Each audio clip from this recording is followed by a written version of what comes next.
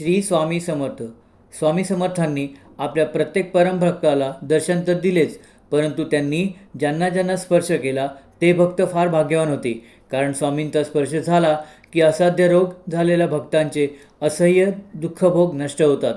काहींच्या पूर्वस्मृती जाग्या होत, काही भक्तांचे 18 विश्व दारिद्र्य संपुष्टात येई, काहींना तर तात्काळ मोक्ष मिळे.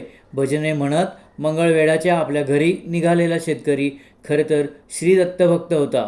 त्याला स्वामी समर्थांची कीर्ती ऐकून माहीत होती, परंतु ध्यानीमनी नसताना त्याला स्वामींचे अचानक दर्शन झाले. आपण पूर्वजन्मी हरणाचे पाळत होतो आणि स्वामींनी आपल्याला जवळ घेऊन अभय दिले होते हे त्याला आठवले. त्याच नादात तो घरी आला आणि सभोवताली काळोख होता, परंतु स्वामींच्या दर्शनाने त्याचे आयुष्य कायमसाठी उजळून निघाले होते. त्याच्या आनंदाला आता वरले आकाश पुरत नव्हते. श्री स्वामी समर्थ.